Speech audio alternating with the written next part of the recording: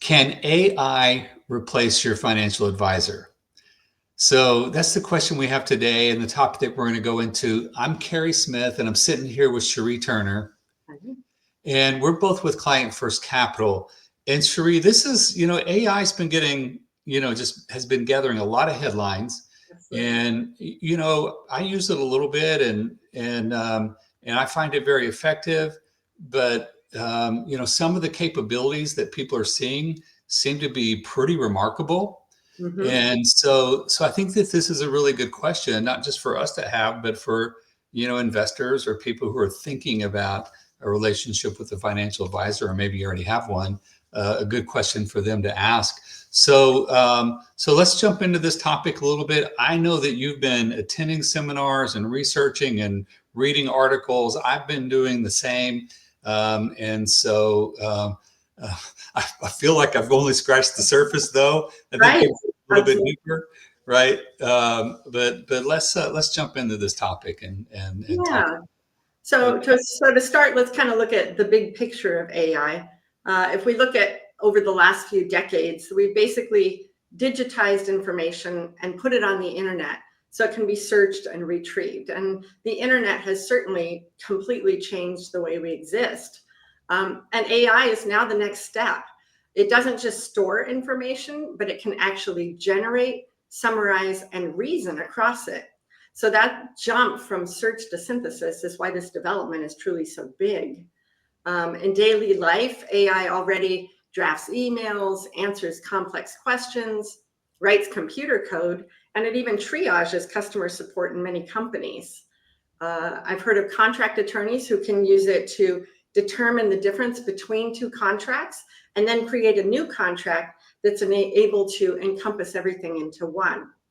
There's also a school called the Alpha School out there, and it's using AI to teach students, and it claims that they're able to learn significantly faster.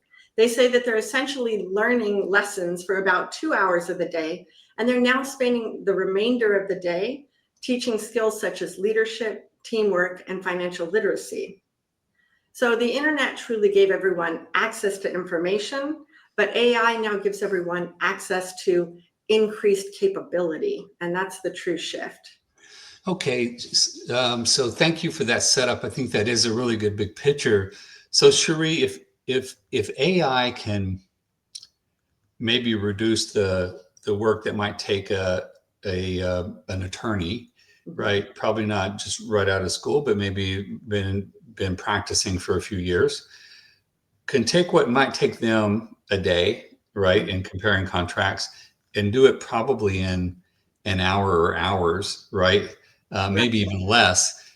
Or, we're seeing it used to teach people more effectively than human teachers, right, have been teaching people. Now, I know there's human behind the AI, so I'm not totally undermining the impact of human beings is pretty Right. incredible.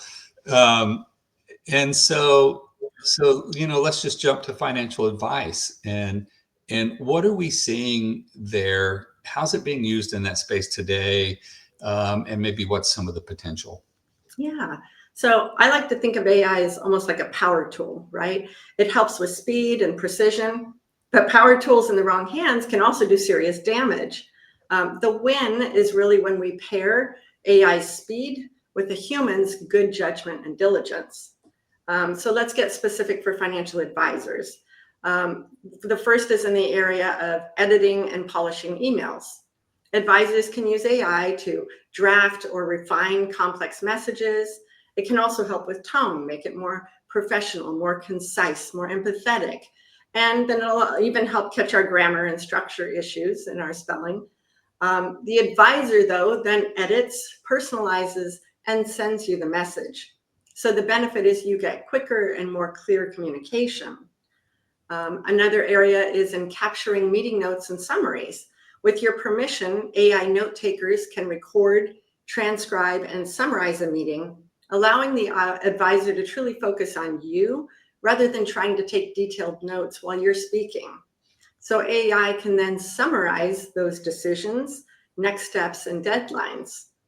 So with that, you really benefit from better and quicker communication again. There's also the area of document assistance. I mentioned how contract attorneys are using it to optimize contracts. AI can also read a long trust or an insurance document and then create an overview. Who's named where and what are the key provisions? What triggers could have an impact here? So that helps your advisor to truly spot issues to discuss with you, and where appropriate, coordinate with your attorney or CPA. Again, the advisor needs to absolutely confirm the accuracy and context before acting on or using it. Other areas are such as marketing and education.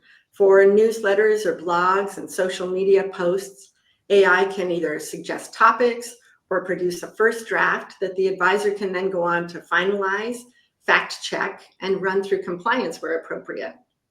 The theme across all of these is that AI drafts, but the humans should make the decisions.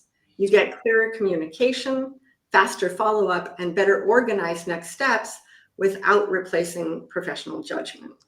Yeah. So, as I was listening to you speak just now, kind of what was going through my head was, oh, this is great, because a lot of these things are things that will take a financial advisor a lot of time. But while they're taking notes and documenting things, what they're not doing is thinking about you, your plan, working, managing your portfolio, right? And so, my initial thought, gosh, this frees up your advisor to spend more time on the things that really make a difference and less time on the things that are important but easy to automate: documentation, scheduling meetings, things of that nature. So as I listen to you, all of that sounds pretty good. But are there any concerns or any risk with with what those things that you just mentioned? Yeah, absolutely. So there are still some concerns and risks around the use of AI. The first is with regard to privacy and your personal information. A client's personally identifiable information should never go into public AI tools.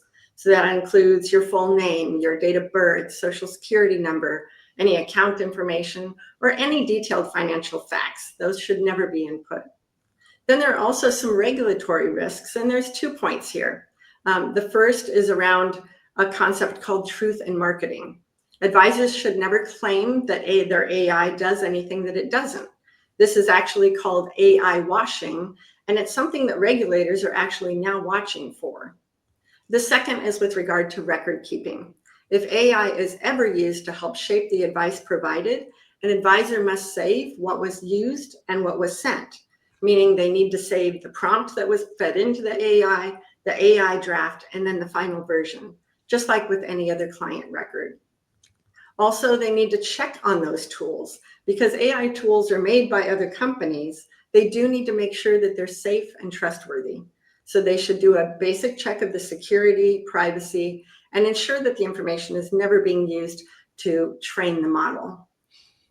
Lastly, we can't forget that AI models do have limitations. They can be wrong, usually confidently so. They present it as factual information.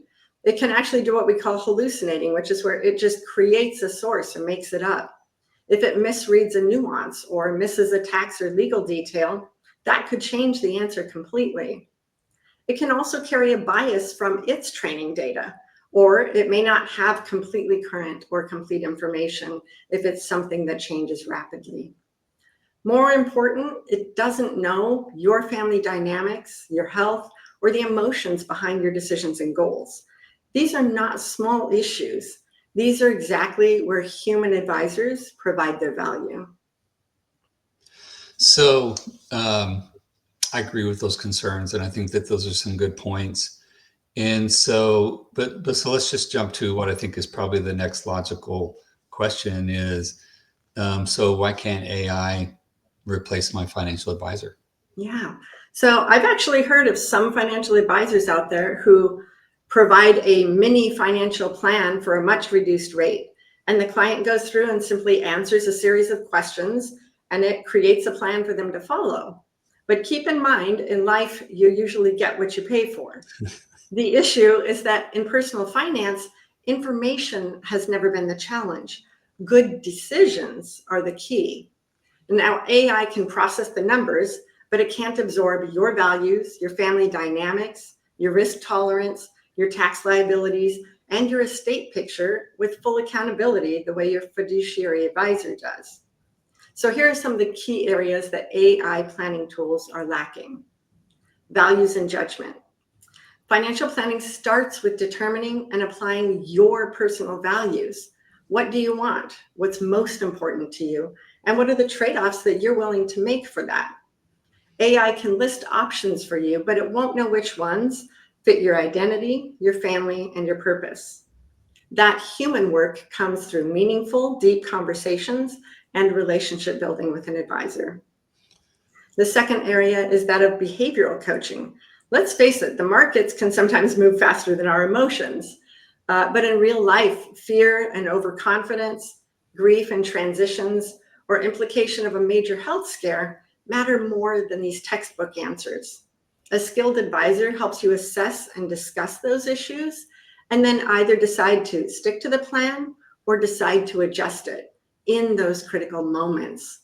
AI can't coach you through a spouse's death, a divorce, or a major illness and make changes to your plan with empathy and context. Cheri, in the years that I was, in financial advice and as an executive leading, hundreds of financial advisors, one of the things we knew is in a conversation, you would always kind of listen for what's behind the words that they're saying. Right. Was their answer to that question not confident, or was that answer, the way they gave it, was it more of a question than an answer? Mm-hmm. And you always are listening for what's there that they're not saying that you need to be aware of, that maybe they're not saying it because they don't know how to say it, or it's there but they don't even know it's there, right? Right. And it prompts you to ask deeper questions. And I know that AI is only as smart as what you put into it and the questions you ask, and or the questions you ask it to ask you. Yes. But humans can be a little more perceptive, either on the phone, video, or definitely face to face, eye contact, body language. All of those things are clues, and to enrich the conversation. And Right. so I just for all the years that I've been doing this, I've trained a lot of people to listen and pay attention to those nonverbals that make the conversation better. Right. Excellent point. No, yeah, definitely true. Another area where AI planning is lacking is in complex coordination, meaning your financial life touches your income, your taxes, your estate plan. Sometimes you have employee benefits, there may be charitable planning, and then there's your family dynamics. And the right move in one silo could be the wrong move overall. So advisors are able to really consider the whole picture, often coordinating with your CPA or attorney, and then for your plan is optimized for you and your current situation. And then lastly, we don't want to forget about fiduciary duty and accountability. Advisors must interpret the rules, document the basis for their recommendations, and maintain evidence for audits and reviews. Only people and regulated firms can accept legal responsibility for the advice that they give. If something goes wrong, you want a human to be accountable, not a model that can't be examined by regulators and can't explain and stand behind its recommendations. Yeah. So, if I'm listening behind what you said, humans are fallible too, Right. and they can be unethical or make mistakes. But you have a really good defense there. One, working with someone who's a fiduciary, who is required to put your needs above all else. Yeah. Two, if they have a good track record, they've been in the business a long time, satisfied clients, have a viable business, right? That at least the ethical part is probably there in their interactions. But I also know, just as humans, and you've done this, I've done this, but there's times where you had a conversation about with a client. They're worried about something in the future, or they're trying to create a future, for when they retire, whenever, that is matching their dreams. And even though the conversation ends, I find for days, sometimes for a week, that conversation continues to kind of live in the back of your brain. And Right. you find you're at a stop sign and you're thinking about that client and ways to, help them improve their plan and be successful with their finances. Where AI is only engaged when you're engaged with it, right? And so there's a big difference there. So okay, let me so any final thoughts on how to think about AI and advice? Yeah, so AI is here, it's changing rapidly, and it is powerful. Used well, it means that you're going to get clearer communication, faster follow-ups, and hopefully better accuracy. But used poorly, it can create privacy risk, regulatory issues, and potential recommendations that are not in your overall best interest. The advantage is with fiduciary firms that balance doing both. They embrace AI for speed and accuracy, but they emphasize and rely on human judgment, ethics, and accountability. Okay, so Cheri, very well put. If I would add, anything here, I would just say that, AI is still in its infancy, Mhm. and although we're seeing some of the great output, and we're hearing a little bit of the glitches that happen here and there, it's very possible some of the problems or issues with AI just haven't really surfaced yet, right? Most And and as we move forward, we might see those. And so, but anyway, Cheri, good conversation. Appreciate the work that you've done to dig into this topic deeper. And so, but if you're out there and you're listening to this or watching this video and you like it, just give us a thumbs up. It helps other people find our content. Also, if you would like to speak to a financial advisor about your personal situation, we would love to give you a free financial consultation. You can reach out to us at clientfirstcap.com. And from there, you can schedule an appointment with Cheri or anyone else in the firm. We're happy to spend some time with you, learn more about you and your situation. And with that, I think we're done. Thanks, Cheri. Thank you, Cary.